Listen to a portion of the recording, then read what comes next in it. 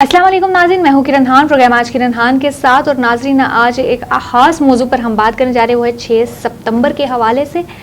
नाज़रीन, जैसे कि आपको मालूम है कि हर साल 6 सितंबर जो है बड़े ही जोशो खरोश से मनाया जाता है और स्कूल्स में जो है काफ़ी प्रोग्राम्स भी होते हैं इस हवाले से, और लोगों को अवेयर किया जाता है, बच्चों को अवेयर किया जाता है इस हवाले से कि 6 सितंबर का असल मकसद क्या है। और आज इसी हवाले से बात करने के लिए हमारे साथ मौजूद हैं खालिद मंसूर ईरानी साहब। आज इनसे इस हवाले से गुफ्तगू करेंगे और जानेंगे कि वो अपनी ज़िंदगी के तजर्बात में इस दिन को कैसा समझते हैं। जी खालिद मंसूर साहब। बिस्मिल्लाहिर्रहमानिर्रहीम। अस्सलाम वालेकुम वरहमतुल्लाहि वबरकातुहू। बहुत बहुत शुक्रिया किरण, आपने बड़े अच्छे मौजू पे आज गुफ्तगू शुरू की है। 6 सितंबर उन तमाम पाकिस्तानियों की तरह जो आज हयात हैं, उनके साथ साथ मुझ जैसा जो बंदा है जो उस दौर से गुजरा, उन दिनों को देख चुका है, आपके सामने बैठा हूँ।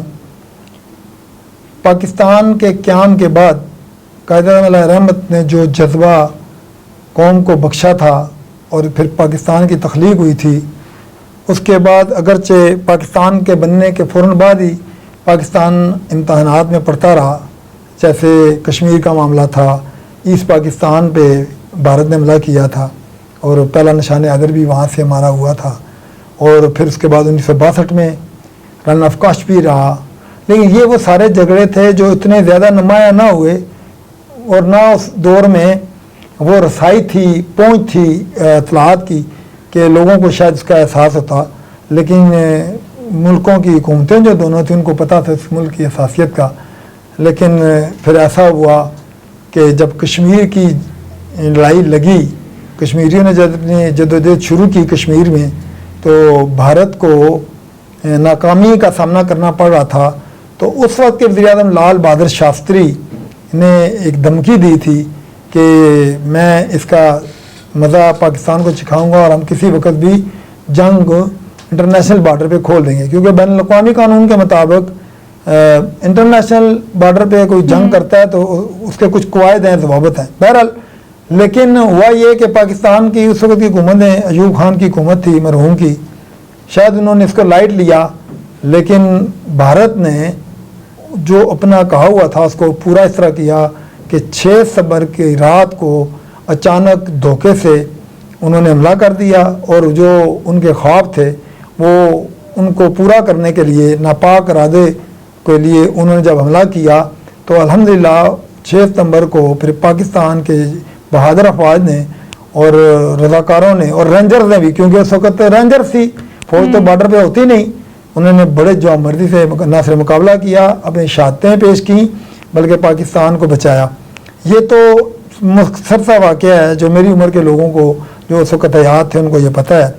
लेकिन जो मैं अपनी ज़ाती मालूमात और ज़ाती वाक़यात के बारे में बताऊँगा, तो वो ये है कि 6 सितंबर मेरी ज़िंदगी में मेरे लिए इसलिए अहम है कि उस वक्त जबकि मैं नौजवान था, बतौर रज़ाकार ना सिर्फ काम किया, बल्कि मेरे अंदर अपने वतन के साथ मोहब्बत और फिर वो जज्बा जिस पर मैं आज तक उस जज्बे की वजह से कायम हूँ, सराहता रहता हूँ और याद करता रहता हूँ कि या अल्लाह, फिर वो कब दिन आएगा कि जब 6 सितंबर से ले कर जब 17 दिन की जंग लगी रही थी, तो वो जज्बा कौम में जो यकजान था और अपने से 10 गुना बड़े दुश्मन को शिकस्त फाश दी थी, तो वो जज्बा कब हम दोबारा आएगा। इसमें सिर्फ मैं इतनी बात बता दूँ, 17 साल की जंग में 6 सितंबर में, इस 17 दिन में आप यकीन माने, मैं रावलपिंडी की बात करता हूँ क्योंकि मेरा ताल्लुक रावलपिंडी मोहल्ला बनी से है, मामबाड़ा मोहल्ला से है, और ये ऐन वक्त के मोहल्ले हैं। और पिंडी आपको पता है पहले बहुत छोटा एक शहर था। तो हम बतौर रज़ाकार पूरी रात जागते थे। जब हमला हुआ तो पहले दिन यकीन माने, जब अटैक एयरफोर्स ने किया इंडिया का, तो पहले दिन थोड़ा सा खौफ हुआ कि पता नहीं क्या होगा। जब एक दफ़ा बम फटे तो फिर वो सारी कौम का भी और पिंडी के लोगों का भी मुझ समेत वो खौफ हट गया। और फिर हम जनाब जब वो भारत के तैयारे आते थे तो हम बाकायदा छतों पर चढ़ के नारे तकबीर अल्लाह अकबर लगाते थे। और फिर इसमें 2-3 आपको वाक़या सुनाऊँ जो मैंने अपनी इस नौजवानी में अपने वतन के लिए किए और मेरे बच्चों के लिए और मेरी आने वाली नस्ल के लिए एक मिसाल है कि उस दौर में आपको शायद पता होगा कि टीवी नया चला था और वो लाहौर में स्टेशन था।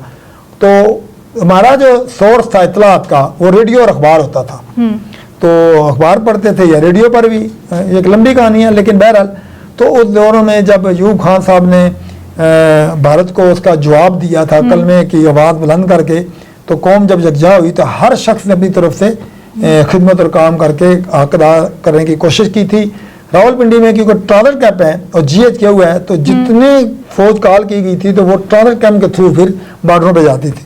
تو ہم نوجوان اکٹھے ہوتے تھے، پھول، ماچس، سگریٹ، کاغذ، پین، یہ جو چھوٹی چھوٹی چیزیں ہوتی تھی وہ ہم ٹرانزٹ کیمپ جاتے اور وہ فوجیوں کو دیتے کہ تاکہ وہ بارڈر پہ جائیں تو ان کی ضروریات میں کام آئے. جی. اور دوسرا کام جو میں نے کیا ہے، 2 کام اور کیے، وہ یہ کہ میں نے اس وقت بہت کم لوگوں کو یاد ہے، بہت کم لوگوں کو میں نے، بلکہ میں نام نہیں لیتا، ایک بڑا سیاسی لیڈر ہے ہمارا میٹنگ کا، اس نے بھی اس کی پوری وہ بات نہیں کی، اس کو بھی پوری شاید پتہ نہیں تھی. میں نے خود 2 ٹیڈی پیسے میں ایک ٹینک خریدے کا نعرہ لگا کے اس زمانے میں 2300 روپیہ جمع کیا تھا، جو میں نے بار فنڈ میں جمع کرایا تھا. وہ 2 ٹیڈی پیسے میں ایک ٹینک کا یہ اس لیے فارمولہ بنایا گیا تھا کہ ایسٹ اور ویسٹ پاکستان کی ساری آبادی جو اس زمانے میں غالباً ٹوٹل 8-8.5 کروڑ بنتی تھی، اگر وہ 17 کروڑ ٹیڈی پیسے بنتے تھے تو اس قیمت سے ایک ٹینک خریدا جا سکتا تھا. بالکل. تو وہ یہ نعرہ کسی نے یاد کیا جس کو ہم نے بھی فالو کیا کہ ایک ٹینک کی فوٹو بناتے تھے، ایک طرف شاستری کی فوٹو بناتے تھے اور نعرہ لگاتے کہ غلہ بنایا ہوا تھا کہ 2 ٹیڈی پیسے میں ایک ٹینک خریدیے، جس میں لوگ کوئی 10 پیسے ڈالتا تھا، کوئی 5 پیسے ڈالتا تھا، کوئی 4 آنے ڈالتا تھا، کہتا تھا میرے 5 ٹینک ہیں، میرے 2 ٹینک ہیں، میرے 10 ٹینک ہیں. تو اس طرح ہم نے 300 روپے کے قریب، اللہ کمی بیشی معاف فرمائے، وہ جمع کر گئے. اور دوسرا اس سے بڑا ایک اور کام بتاتا ہوں جذبے کا. راولپنڈی کے رہنے والے لوگوں کو پتا ہے کہ پوری راولپنڈی میں پانی جو سپلائی ہوتا تھا وہ ایک کالی ٹینکی جو انگریزوں کے دور کی بنی ہوئی ہے سٹے ٹون میں سیتو روڈ پہ، وہاں سے سپلائی ہوتا تھا. تو جنگ کے دنوں میں آج کل کا 5th کالمسٹ ہے، آپ کے پاس بہت ذرائع ہیں، ریڈیو ہے، ٹی وی ہے، اخبار ہے، سوشل میڈیا ہے، یوٹیوب ہے، ہزاروں طریقے ہیں جس سے آپ دشمن پر قابو پانے کے لیے یا اس کو متنفر کرنے کے لیے مختلف چالیں استعمال. اس دوران بھی افواہوں کو 5th کالمسٹ کے طور پہ لیا جاتا ہے، افواہیں زیادہ چھوڑی جاتی تھی تاکہ حوصلے پست ہوں. تو ان دی مین ٹائم ایک دفعہ ایسا ہوا کہ ہم رات کو پہرے دیتے تھے گلیوں محلوں میں اور کوشش کرتے تھے لوگوں کو جو ٹرنچز جن کو کہتے ہیں، خندقیں کھودی ہوئی تھیں وہاں جائیں، L, M اور W کی شیپ میں. تو لوگ نہیں جانے کے لیے تیار ہو، کہتے نہیں بھائی ٹھیک ہے دیکھی جائے گی، ہم جاگیں گے. 5 راہ جاگتے تھے جس میں ہم بھی ہوتے تھے، بہت کم سوتے تھے. تو اس زمانے میں 1965 میں بہت کم گھروں میں لوگوں کے نلکے ہوتے تھے. جی. تو کوئی کامن نلکے ہوتے تھے مختلف گلیوں کے بعد، وہ بھی انگریزوں کے دور کے بنے ہوتے تھے. وہاں سے ماسکی جن کو ہم بیشتی بھی کہتے ہیں اردو میں، یا ہم خود سارے لوگ ڈولوں بالٹیوں سے وہ گھروں میں پانی لیتے تھے. بیشتی جو ہوتے تھے گھروں میں جو پانی دیتے تھے وہ 2 پیسے کی ایک مشق دیتے تھے یا 1 آنے کی مشق دیتے تھے. تو بہرحال وہ ایک دفعہ ایسے ہوا کہ میں باہر آیا تو دیکھا نلکے پہ ڈھیر لگا ہوا تھا ڈولوں کا، بالٹیوں کا، اور شور پڑا ہوا تھا، افواہ پھیلی تھی کہ انڈیا کے جاسوس نے کالی ٹینکی جو پانی جہاں سے پوری پڑنے کی سپلائی زہر ڈال دی ہے، تو پانی جو ہے نا آپ نہیں پیئیں. ساری راستے میں نے لوگوں سے پوچھا، کچھ خواتین بھی، میں نے کہا کیوں پانی کیوں نہیں بھر کیا، پانی نہیں آ رہا؟ تو انہوں نے کہا نہیں یہ بات نہیں ہے، یہ بات یہ ہے کہ یہ پتہ چلا ہے، معلومات ملی کہ پانی میں زہر ڈال دیا، آپ پانی کون لے کے جائے. تو الحمدللہ مجھے اللہ نے یہ توفیق بخشی، شاید پتہ نہیں مجھ سے کام لینا تھا. میں نے کہا ہٹو یار، میں گیا پانی لے کے پینے لگا، لوگوں نے مجھے منع کیا ہے یار یہ زہر والا پانی نہیں پیو. میں نے کہا نا یار یہی تو وقت ہے قربانی دینے کا. تو میں نوجوان بھی تھا، میں نے کہا اگر مروں گا تو ایک بندہ مروں گا نا، کم پتہ تو چل جائے گا، لباڑی تو نہیں تھی اس وقت تمہارے پاس. میں نے وہ اللہ کا نام لے کے پانی پیا، تھوڑی دیر رکا، ٹھیک تھا. میں نے نعرہ لایا، نعرہ تکبیر اللہ اکبر، کوئی زہر نہیں ہے، یہ افواہ ہے دشمن کی. وہ ساری پنڈی کا پانی اس وجہ سے کھل گیا. اچھا بات سنیں کہ یہ جو افواہیں تب سے پھیلتی آ رہی ہو، لوگ ان افواہوں پر یقین بھی بہت کرتے ہیں. یہ افواہیں یہاں سے نہیں ہے، جب سے تاریخ انسانی بنی ہے نا، یہ ایک جنگ ہے. افواہ کے ذریعے بھی جنگیں لڑی جاتی ہیں. آج اس کو آپ کہتے ہیں 5th کالمسٹ، اس وقت آپ کہتے تھے افواہیں. یہ آج بھی ہو رہا ہے، ماضی میں بھی ہوتا تھا، آئندہ بھی ہوتا رہے گا. اور تیسری بات جو بڑی خاص اس وقت کے حکمرانوں کی بتانا چاہتا ہوں کہ آپ نوجوان نسل ہیں، آپ لوگوں کو بتانے کے لیے اس وقت ہمارے گورنر سے مغربی پاکستان، ایسٹ پاکستان، ویسٹ پاکستان ہوتا تھا، یہ 4 صوبے نہیں تھے. تو ویسٹ پاکستان کے گورنر نواب امیر محمد خان تھے اور وہ بڑی دبنگ شخصیت تھے. اور جب جنگ لگی تھی تو انہوں نے تمام تاجروں کو بلایا ایک دفعہ میٹنگ میں. تو انہوں نے کہا صرف میں نے ایک بات کے لیے آپ کو بلایا ہے کہ جنگ لگ گئی ہے، میں کسی شخص کے بارے میں یہ نہ سنوں کہ اس نے ذخیرہ کیا، مہنگائی کیا. جس نے مجھے پتہ چل گیا مہنگائی کیا تو ذخیرہ کیا تو اس کی خیر نہیں، اور یہ میٹنگ انہوں نے ختم کر دی. اور یقین مانے 17 دن میں نہ ایک ٹیڑی پیسے کی مہنگائی ہوئی، نہ ایک چوری ہوئی، نہ ایک قتل ہوا، نہ ایک غبن ہوا، نہ ایک کسی نے کسی کے ساتھ ظلم کیا. یہ 17 دن کے وہ تاریخی دن ہیں. میں آپ کو یقین مانے یعنی کہ اس ٹائم پہ ایک لا چل رہا تھا، ایسا لا تھا کہ ہر آدمی نے اپنے اوپر لا کو نافذ کیا ہوا تھا. صرف یہ نہیں کہ اپنے لیے، کوئی دوسرے کے لیے بھی ہے، کوئی دوسرے کا خیال کرنا ہے بھائی، دوسرے کی جان بچانی ہے، دوسرے کو جناب عزت دینی ہے، دوسرے کو موقع دینا ہے، دوسرے کی خدمت کرنی ہے. اور یہ میں کیونکہ میں تو اس چیز کا شاہد ہوں اور میں نے خود یہ کام کیا جیسے کہ میں نے آپ کو بتایا. جی جی ایسے درجنوں کارنامے ہیں، میں سنا سکتا ہوں لیکن آپ کے پاس ٹائم نہیں ہوگا.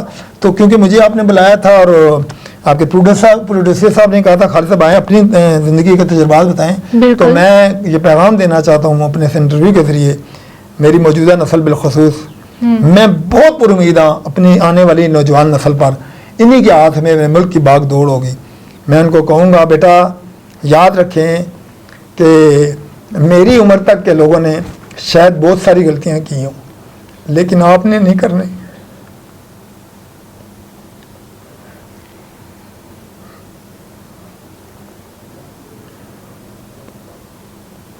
اللہ تعالیٰ سے دعا ہے میرے ملک کو سلامت رکھے. آمین. السلام. بہت شکریہ. ہمارے ساتھ ناظرین موجود تھے خالد منصور ایرانی صاحب، اور آپ نے ان کے زندگی کے واقعات 6 ستمبر کے حوالے سے سنے، 1965 کی جنگ کے حوالے سے ان کے تمام جو ہیں تجربات بھی سنے. اور ناظرین یہ دن ہمیں ہمارے اندر ایک جوش و جذبہ پیدا کرتا ہے اپنے ملک و قوم کے لیے. اور اس دن بہت ساری ماؤں نے اپنے بچوں کو کھویا ہے اور وہ قربانیاں کوئی بھی کبھی بھی بھول نہیں سکتا. کچھ والدین نے، خاص طور پہ والد کی اگر بات کروں کہ والد کے ساتھ بے شک بہت ساری ٹینشنیں ہوتی ہیں، لیکن جب اس کا بیٹا اس کے کندھے سے کندھے ملا کر کھڑا ہوتا ہے تو اس کا سر فخر سے اونچا ہو جاتا ہے. لیکن ایسے بہت سارے جو ہیں والد ہیں جنہوں نے اپنی اولادوں کو اس جنگ میں کھویا ہے. اور میں یہی کہنا چاہوں گی کہ تمام لوگوں کو ان تمام شہیدوں کے لیے دعائیں کرنی چاہیے اور اپنے ملک و پاکستان کے لیے جو ہے ہمیشہ کچھ نہ کچھ کرتے رہنا چاہیے. اسی کے ساتھ دیجیے گا. میں یہاں آخر میں کہوں گا یہ میرے لیے کرنٹ ہے. میرا ملک پاکستان زندہ باد، پاکستان پائندہ باد. بہت شکریہ.